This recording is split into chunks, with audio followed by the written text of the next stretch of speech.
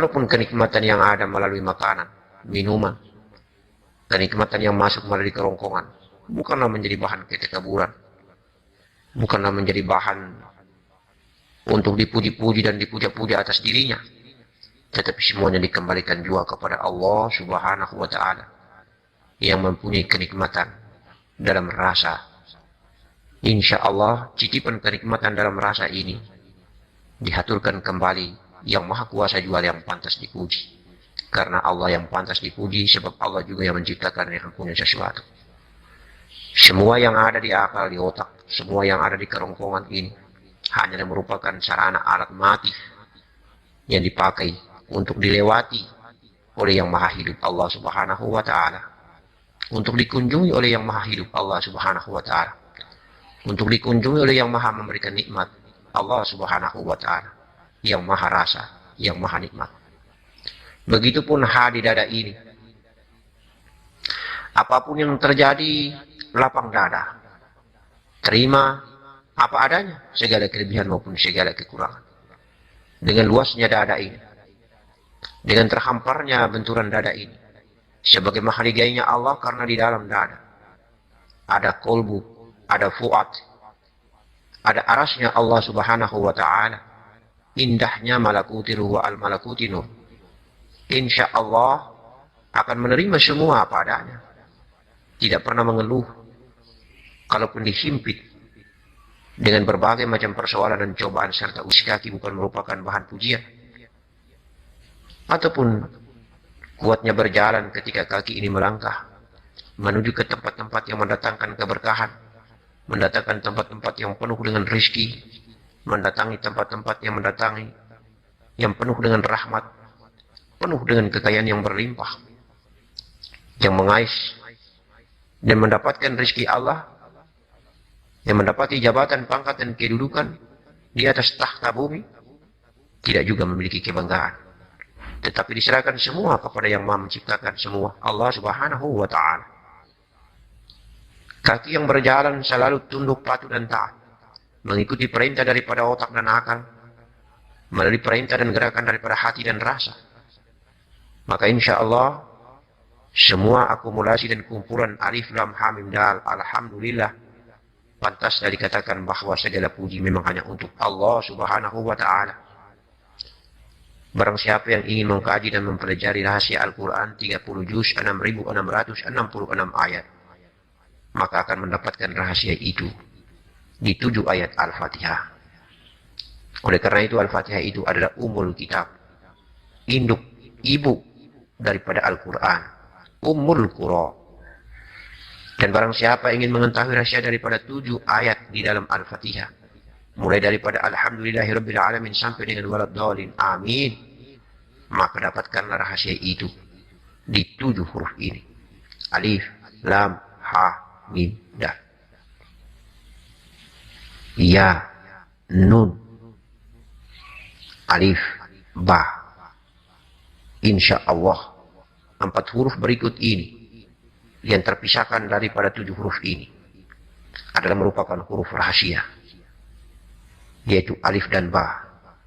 Insya Allah adalah merupakan kunci rahasia yang berada di Bismillahirrahmanirrahim.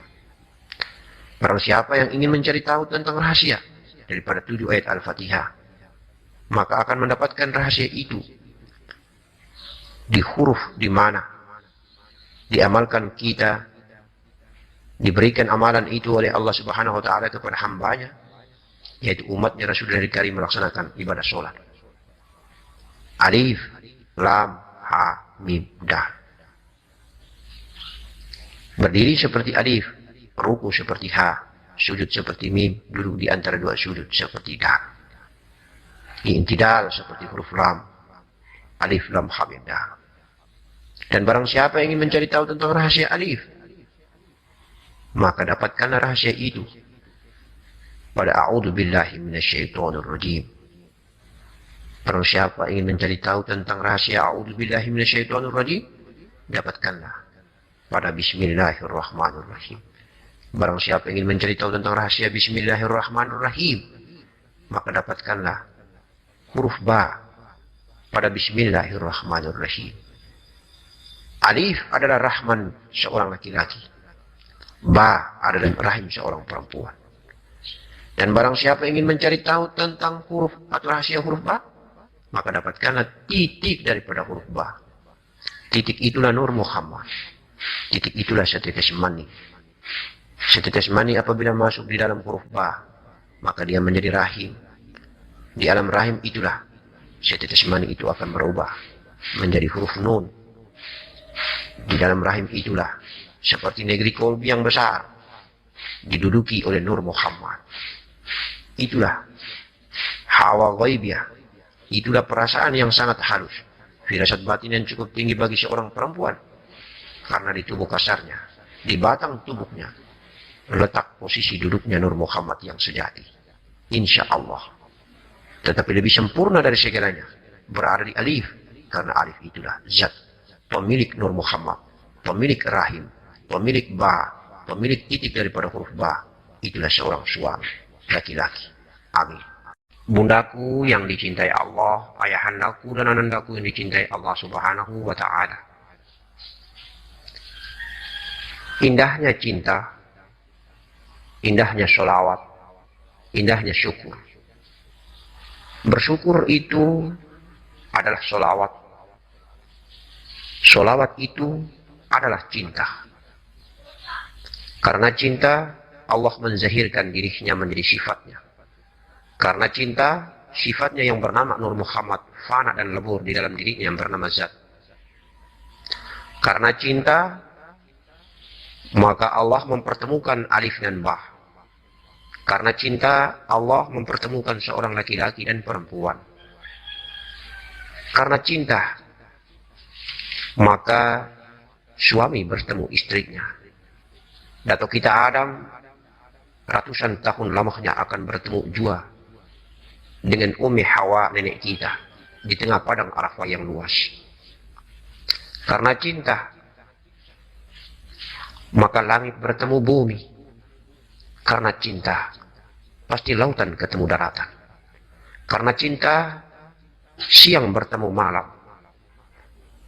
Karena cinta, bulan akan bertemu dengan matahari. Karena cinta, cahaya matahari akan bertemu dengan lautan samudra. Kemudian lahirlah uap. Naik, bertemu dengan angin. Membentuk awan berkondensasi. Karena cinta juara, melahirkan hujan. Terbentur angin melahirkan hujan. Karena cinta turun ke bumi. Kemudian lahirlah pepohonan. Tumbuhan yang indah, tanaman yang sejuk. Karena cinta, maka cinta itu adalah sholawat. Dan sholawat itu adalah cinta. Dan karena cinta itu adalah sholawat, maka sholawat itu adalah ungkapan rasa syukur. Dan karena sholawat itu adalah ungkapan rasa syukur, maka terowong rahasia syukur adalah sholawat. Dengan berselawat, engkau bersyukur. Dengan berselawat, engkau menciptakan kejadian. Dengan berselawat, engkau tiada menjadi ada. Dengan berselawat, engkau yang ada menjadi tiada. Allahumma salli ala Sayyidina Muhammad wa ala ali Sayyidina Muhammad. Hanya ada Allah dan sifatnya. Dia tidak bercerai. Dia tidak berjarak. Dia satu. Dia satu. Ahdatul wujud. Satu rupa. Insya Allah. Dalam keadaan rahasia yang tinggi kita dapatkan cinta. Maka oleh karena itu jangan lepaskan cinta dan jangan ingkari cinta. Apalagi kau musuhi cinta. Janganlah engkau ingkari dan engkau membelakangi selawatmu. Maka jangan sekali-kali engkau lebih parah, lebih dahsyat engkau memusuhi selawatmu. Insya Allah. Siapakah sesungguhnya selawat itu? Siapakah sesungguhnya selawat itu? Siapa sesungguhnya salawat itu? Bagaimana engkau akan mengingkari dirimu sendiri? Bagaimana engkau akan membelakangi dirimu sendiri? Bagaimana engkau akan memusuhi dirimu sendiri? Sedangkan dirimu adalah zahirnya. Engkau adalah dirinya. Engkau adalah dirinya. Dan engkau adalah dirinya. Engkau tiada, dirinya yang ada. Allah, Allah, Allah. Insya Allah.